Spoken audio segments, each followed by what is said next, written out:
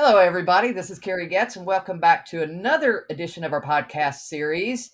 And this series now accompanies a book that was just released. So we hope you'll check out the book. And if you have the book, welcome to the podcast series.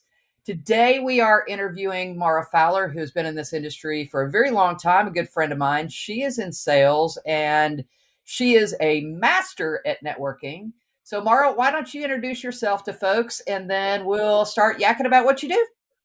Sounds good. Well, first of all, thank you, Carrie. I've been a follower of yours for quite some time, so it's been exciting to see your journey recently. And the book was a big wow for me. So thank you for putting that out there. It's really easy for me to hand that off to folks that I come across that are new in the industry. But thank you for having me today. Looking You're forward to welcome. having this conversation with you. So tell us a little bit about your background and how you got involved. I'm sure you fell in this industry like everybody else did, but tell us kind of what your journey was like. Yeah. So when I was in school, my aspirations first thought I was going to be a bull rider, and that my teacher was like, "Pick again. That's not an option." So I picked journalism, and I was good at writing. I was good at communication, and that's what I went to school for. And I was actually a waitress in Hickory, and one of my tables was Corning, who was Corning Cable Systems at the time was headquartered in Hickory, and they offered me a job in customer service and offered to help with my tuition. And I just thought it would be kind of a short stint. Customer service didn't really appeal to me, but I got in there and I quickly learned that there was a big pathway for myself in the industry. And I called on like MCI WorldCom, Williams Communications. This was during 99 to 2001, the big telecom bubble. And we were just pumping out orders and cable orders as fast as we could. And I just fell in love with it. I fell in love with the technology. And then I started meeting other salespeople. I was in customer service and I was like, oh, I kind of like this, and I'm not your type A personality. I never thought, the only dealings I had with sales at that age in my life was, buying a car or, retail sales. I just didn't really see the pathway for me long term. But then I started to realize, hey, this is something I really would like to do. So I stayed with Corning for about 12 years. I was in customer service, then moved to inside sales, business development. And that kind of took me on a pathway into outside sales, now global sales. So that's kind of been my pathway so far. And that's kind of a normal progression, I think, for people that are starting out. And I know there's a lot of people that are listening that are like, how the hell do you even start in this industry? Like, where do you go? What's your jumping in point for the industry? And I think a lot of people start in that customer service area. I think it's a good way to start and get some of that knowledge. The tricky part is figuring out who all the vendors are and who all are in the industry. So I know that you said that you kind of got found in a restaurant, which, Yeah. from bull riding to that is kind of a fun story in and of itself. But uh on your first day on the job when you started out, clearly you knew nothing about the industry. So talk Right. about some of the tools, some of the stuff that was helpful for you figuring out, what you're going to do, what you're going to talk about. Yeah. So early on, it was funny. I kind of saw people in the organization and the industry that I knew I wanted to aspire to. And so I just would reach out to them, whether that was internally at the company I was at or externally. I used LinkedIn a lot. And so I would just reach out and say, hey, I'm really interested in just knowing a little bit more about your pathway and how you got here. And I was doing that a lot. And I was asking people for help. In fact, I was asking like prospects and customers for help. So rather than just calling and saying, hey, I want to sell you something, like my first co-location, I think it was like P10 at the time, now Flexential, but I just called and said, hey, I don't know a lot about co-location data centers. Can you teach me? And they set up a tour in Charlotte. I went into one of their buildings, and the data center manager, it wasn't a sales call. It was an education process. So I just spent a lot of time learning and just being a sponge. And one bit of advice that I got was if you do reach out to a mentor or somebody in the industry for advice, make sure you take it and you follow up on it and you do it. And I just kept doing that over and over. Now, I did have disappointment. I applied for the first time I ever applied for an inside sales position. I didn't have an engineering background and they were looking for engineers. So, what did I do? I learned as much as I could. I spent time with project services. I learned how to splice cable. I learned how to do everything that an engineer could do without the engineering degree. And I went back and then I applied again and I got the job. So, you just kind of have to be a chameleon, but you can't be intimidated by leaders in the industry now. And I think that's really what my focus is now is new people that are coming in, especially women in the industry. I want to make sure that it's easier for them than it was for me. Right.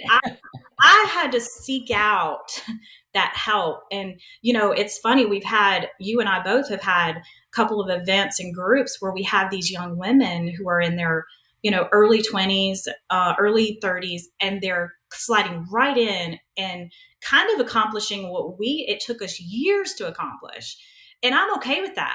I don't I don't think that we have to punish them and say, hey, you know what, I had to earn my stripes, so you're going to have to earn yours too and do it on your own. We now have a tribe of women who help each other, right? So that we can speed up that process and say, hey, you don't have to. We were the trailblazers. We carved out a lot of this work. We know a lot of people. Please come to these events. I'll walk in with you, and just make them feel more welcome.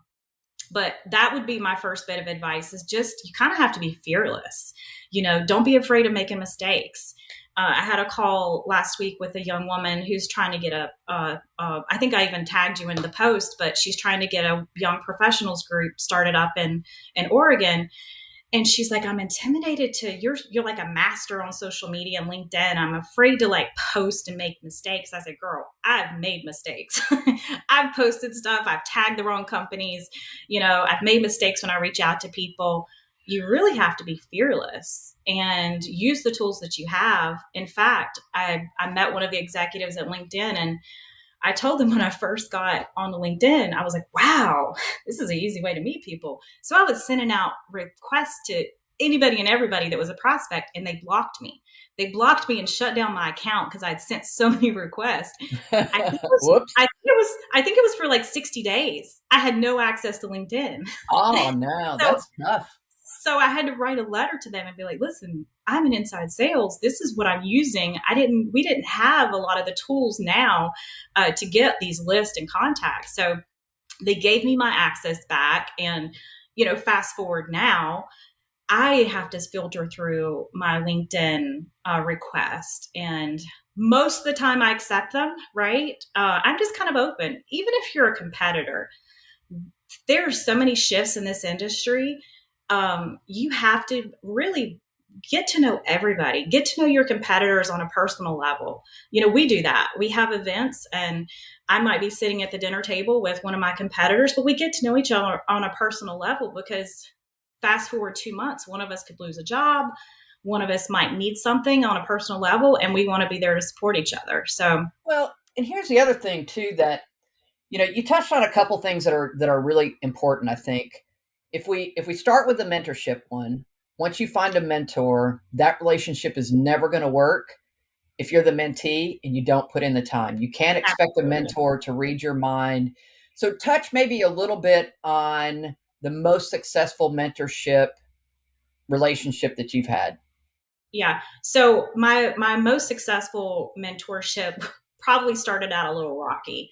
It was an executive at Corning, and she had kind of earned her stripes, and she was at a more of a senior level. And there were a few things I was just doing wrong, and she kind of called me out and said, "All right, if you want to come to me for advice, here's a few things you have to be willing to talk about it all." Right. So she did. We kind of went through from start to finish all the things, the weaknesses and things that I had, and started there. And I had to be really open and with her and transparent about my vulnerabilities, about those weaknesses. And she saw some things. So I was offended at first. I went home that day from that first meeting and I was offended.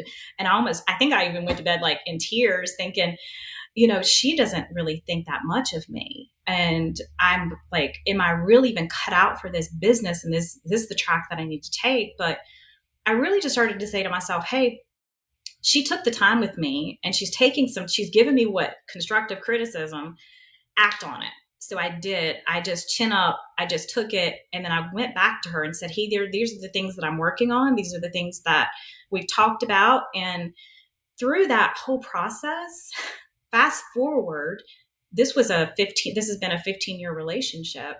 I had a personal experience over the past couple of years where my father passed away and she stepped up and helped pay for my dad's funeral. We had some funds that were locked up and she paid for so I fast forward, I thought at one time in my life, this woman didn't like me and she was out and she just wasn't going to advocate for me.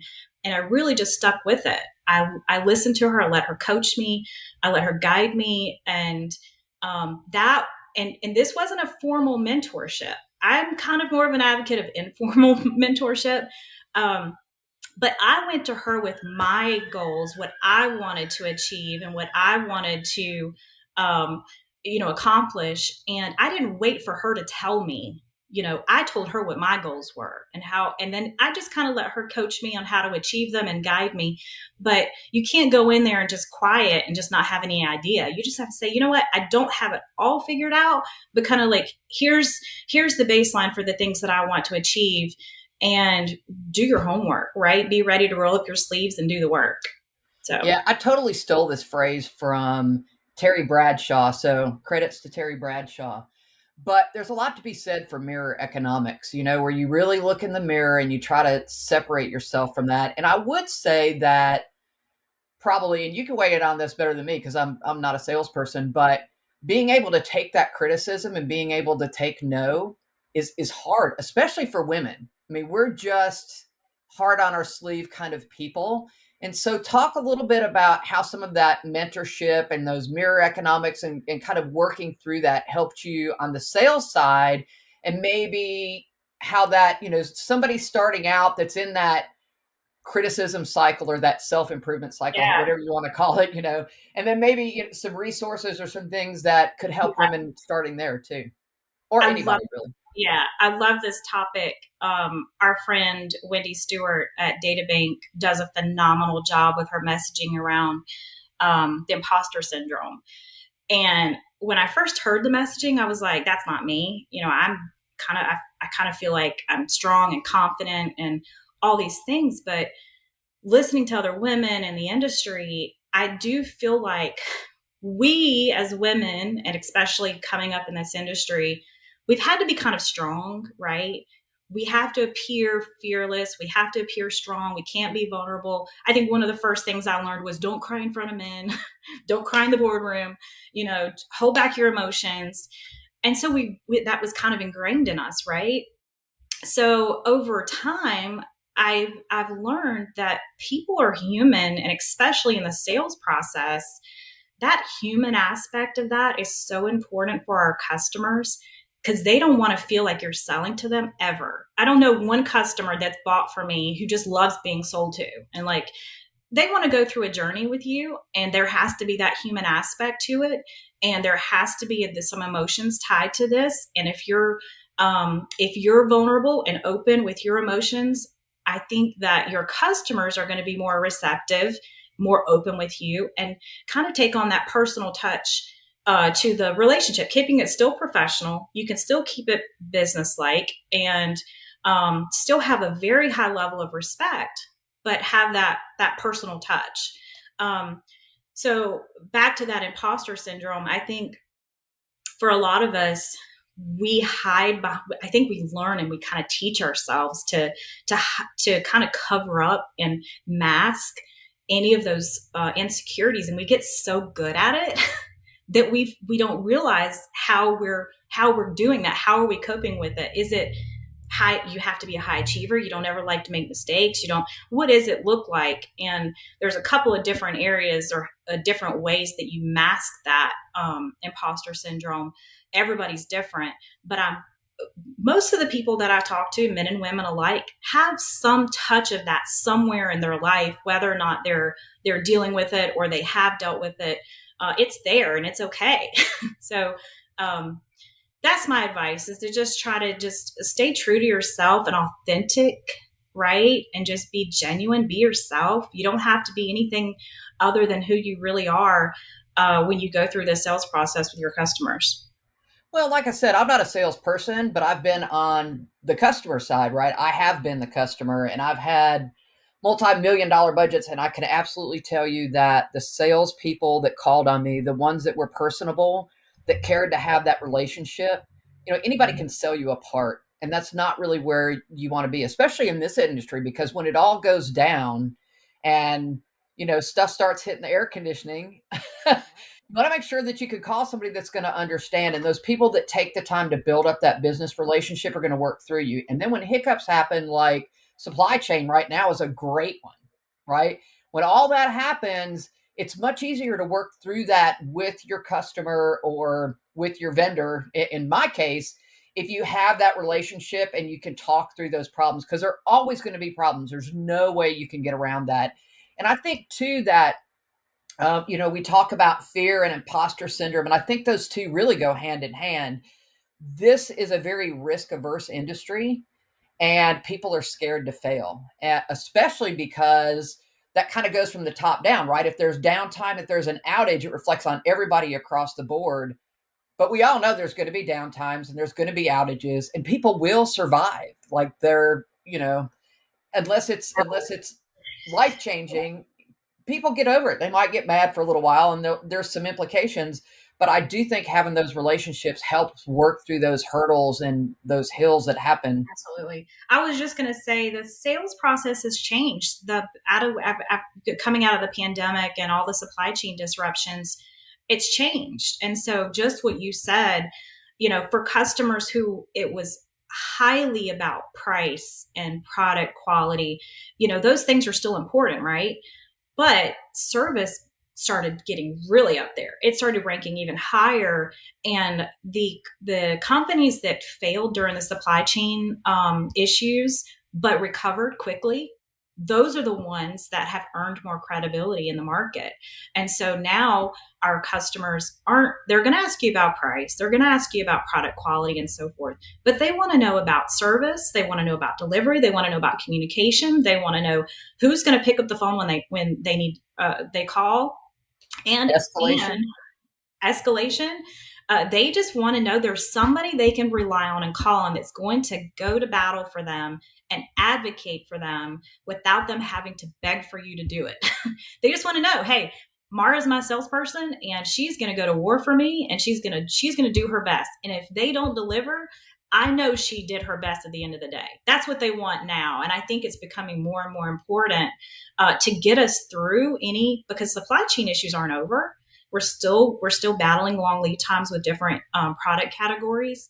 But that's why I would say it's so important that you make sure that service team and support team, you can really rely on them to help you get out of a crunch if things go sideways. Sure. So let's talk about, since we're talking a little bit about sales and some of the sales hurdles, let's talk about cold calling and how you get new customers. Give Yeah. give some folks that are kind of jumping into those positions some thoughts and ideas, because that's something you're really good at.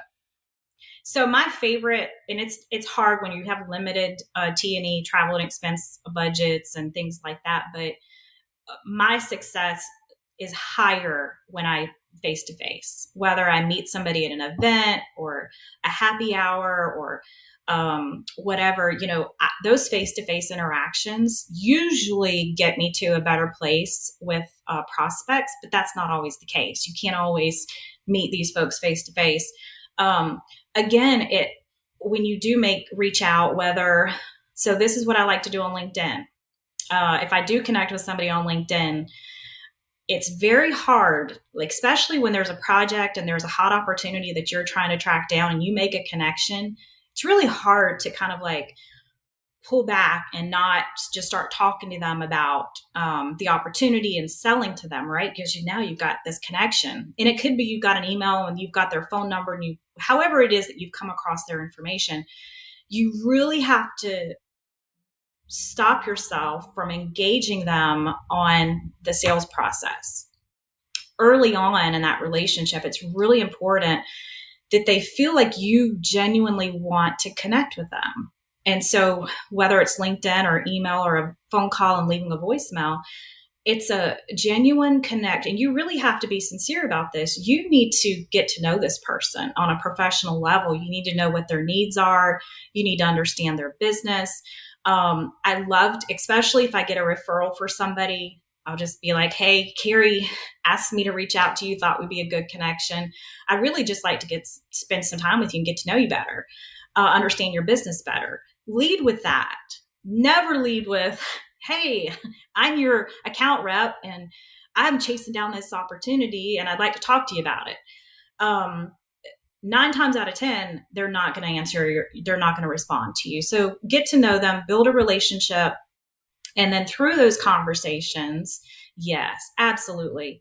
Share what you do, share what your value is to them, because that's also part of my sales process is I don't like to show up and throw up, right? I don't like to just, we know our sales pitches, right? Show up We and throw come up. on That's them. great, actually. Yeah, we know what they are because when you go through your sales training, I guarantee anybody that's listening to this, you've been through sales training and they send you to a room, they tell you they work in teams and they're like, all right, we're going to work on your 2-minute elevator pitch and you get really good at it.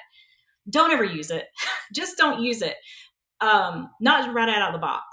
But you can rely on it in your conversations as you're talking to these individuals when they kind of ask you what you do. Just hit the highlights, right? I remember doing cold calling, and I, I I can't remember exactly who it was. This was back in Corning in my early days, and I called and called and called and called, and finally, and I left voicemails, and this went on for like 3 or 4 months.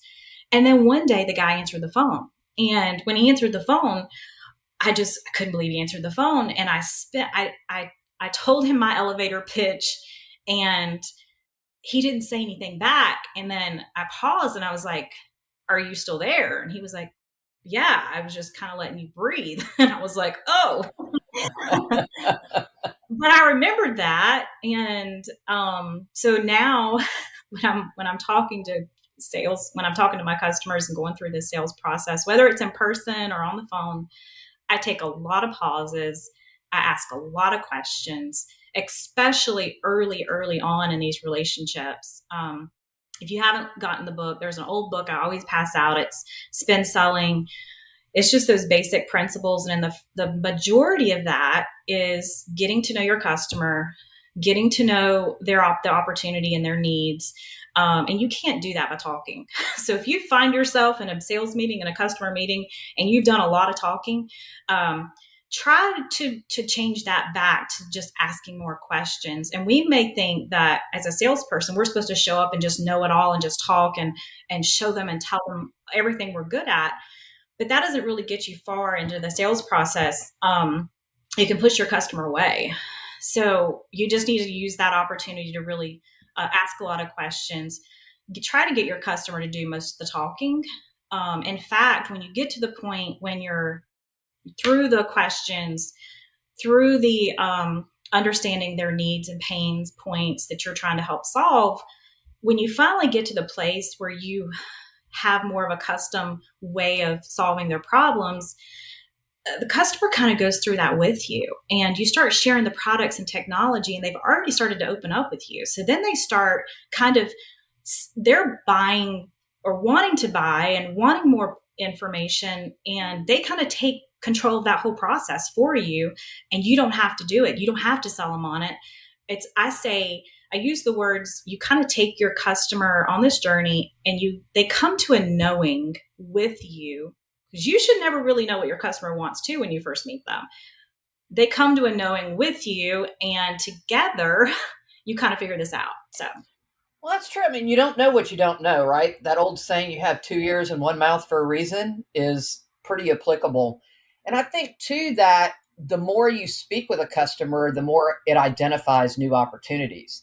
And the more, from a customer perspective, it allows you to find and tap into resources that you weren't available. So a lot of times that business relationship, that partner relationship identifies new things that'll be useful to you that you might not have even known about. And I think today that's so critical because there's no company out there that says, here's more, please do less. It's the other way around, right? So everybody's looking for an easy button. Everybody's trying to figure out how to make things work and go. And to your point about networking with competitors, I mean, sometimes your worst competitor might have the one product that makes you the hero in your customer's eyes. And I think that we have to really, especially as women in the industry, there's so many women that still think that we have to compete with each other. And I think that is totally the wrong way. I think there's so many times that we can pool our resources, and really just what we can do together is amazing. Absolutely. And to that point, when you're working with a customer and you're know that their competition is kind of in the ring, and like you said, there might be a place for you to have to say no to a customer, or they tell you, hey, somebody else has shorter lead times. We had to go through that process with some customers over the last couple of years. We were like, you know what, we're going to have to say our competitors have, obviously they're prepared to serve you better right now, but after some time, the customers always came back. They will eventually come back, right? They just want to, that I was just going to say, that's probably one of the hardest lessons I learned in sales. Because if you started in customer service, or if you're customer service oriented, you have this mantra of you don't want to say no. And I hated saying no. And I always loved giving my customers some type of solution. Well, when you get into sales, you kind of realize, hey, you can't say yes to everything. You have to say no to sometimes, because now my customers, these are long term, these are customers that I keep doing business with, right? I've had a couple of different positions with manufacturers. I've worked in distribution, and I've served these same customers in different capacities. And what you don't want to do is say yes to something, not be able to deliver, and then 5 years from now, you're in front of that customer again. They're going to remember that Yeah. you said yes to something and your company was not able to deliver on that. So say no if you have to. Take back, and maybe your company has things that you need to work on to be able to deliver on the on to this customer, and then you'll have another opportunity later on down the road. It may not be a year, it might be 5 years, right? So, but learning to say no is always hard. So what was the worst experience that you thought you were not going to get over that you absolutely got over anyway?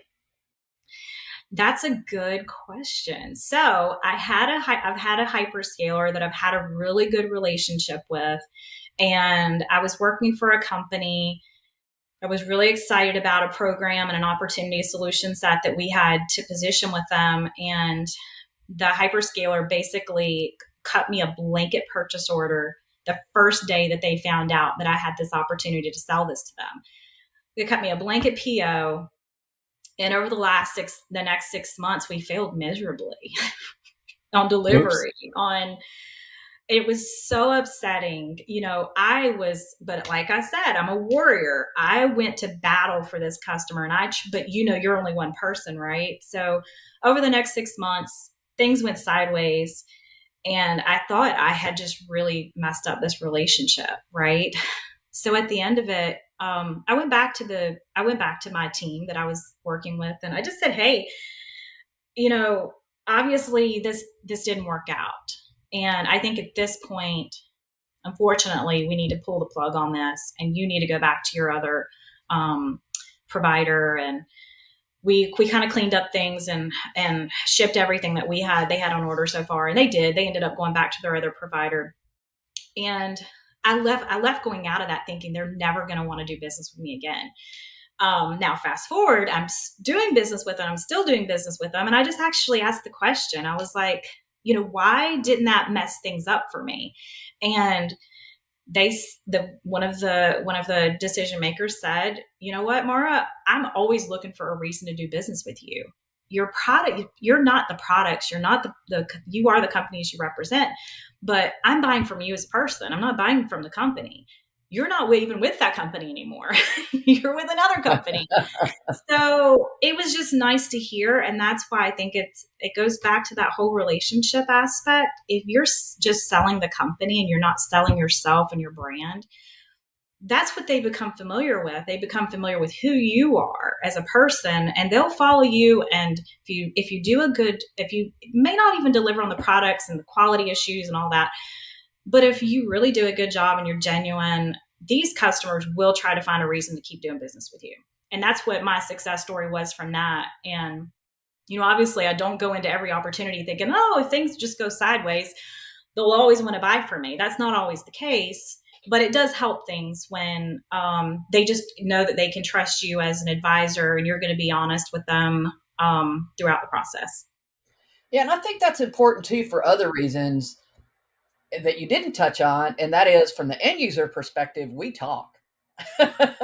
And we know which companies provide good service. We know what salespeople will take care of you because nobody has the extra time to do all that. You want somebody that's really going to be your advocate. And, Mm-hmm. that's the same thing with the difference between a mentor and a sponsor, somebody that'll stick your name out when you're in the room. And I think that holds over to sales too. I mean, there's a lot of people that I've done business with in the past that I would 100% recommend to other people. There's also people that I've done business in the past that I would absolutely not recommend to people.